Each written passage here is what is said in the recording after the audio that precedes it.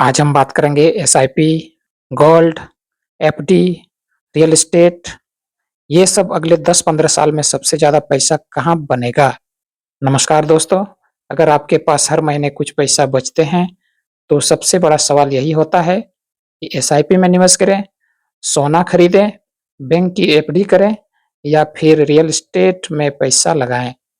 बहुत से लोग बिना पूरी जानकारी के निवेश कर देते हैं और बाद में पछताते हैं। आज की इस वीडियो में हम चारों विकल्पों को आसान भाषा में समझेंगे।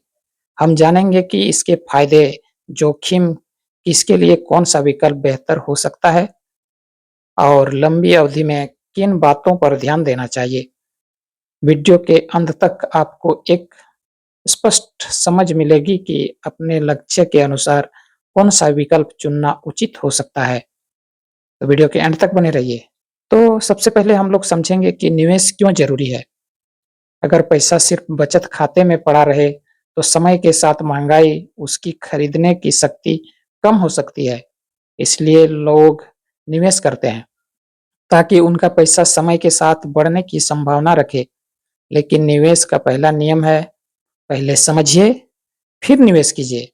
तो सबसे पहला भाग है एसआईपी। तो एसआईपी क्या है? यानी सिस्टमैटिक इन्वेस्टमेंट प्लान। इसमें आप हर महीने एक तय राशि निवेश करते हैं। इसमें छोटी रकम से शुरुआत की जा सकती है। नियमित निवेश की आदत बनती है। लंबी अवधि में बाजार की बढ़त का लाभ मिलने की संभावना रहती है। तो एसआईपी में ध्यान रखने वाली कौन-कौन सी बातें हैं?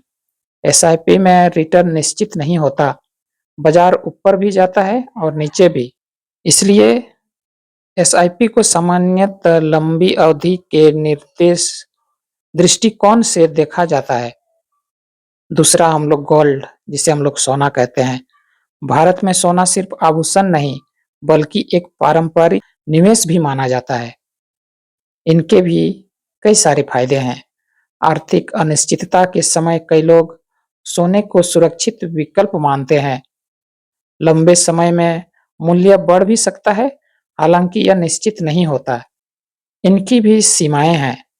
नियमित आय नहीं देता, कीमतों में उतार-चढ़ाव हो सकता है। इसके बाद हम लोग देखते हैं फिक्स्ड डिपॉजिट, जिसको हम लोग एफडी भी बोलते हैं। एफडी उन लोगों के लिए लोकप्रिय विकल्प है जो अपेक्षाकृत स्थिरता चाहते हैं। तो इनके भी फायदे, पहले से पता रहता है कि ब्याज किस दर पर मिलेगा, यदि तय है तब। इसमें भी जोखिम अपेक्षाकृत कम माना जाता है। इनकी सीमाएं अगर हम देखें, तो महंगाई के बाद वास्तविक लाभ कम हो सकता है। बहुत अधिक संपत्ति बनाने का साधन हमेशा नहीं माना जाता। इसके बाद हम लोग रियल एस्टेट में जाते हैं और इसे समझने के लिए कोशिश करते हैं। घर, जमीन और व्यावसायिक संपत्ति में निवेश, इनके भी फायदे हम लोग समझेंगे, जानेंगे। लंबे समय में संपत्ति का मूल्य बढ़ सकता है, किराए से आय मिलने की संभावना हो सकती है, लेकिन इसमें भी चुनौतियां हैं। खरीद फरोख्त में समय लग सकता है। स्थान का चुनाव बहुत महत्वपूर्ण होता है। तो अगर मिलजुल करके अगर हम देखें, अभी हम लोग समझेंगे कि लंबी अवधि में धन बनाने की संभावना अगर हम देखते हैं, तो एसआईपी एक विकल्प हो सकता है। अगर हम पारंपरिक सुरक्षा की भावना से देखें, तो गोल्ड यानी सोना पर विचार किया जा सकता है। फिर अगर हम देखें स्थिरता और निश्चितता पसंद है, तो एफडी उपयुक्त हो सकती है। और अगर यदि आपको बड़ी पूंजी और लंबी अवधि का दृष्टिकोण है, तो रियल एस्टेट पर विचार किया जा सकता है। तो इन सभी तथ्यों में आप अपना इन्वेस्ट कर सकते हैं। लेकिन याद रखिए, कोई भी एक विकल्प हर व्यक्ति के लिए सबसे अच्छा नहीं होता। सही विकल्प आपकी आय, लक्ष्य, समय और जोखिम उठाने की क्षमता पर निर्भर करता है।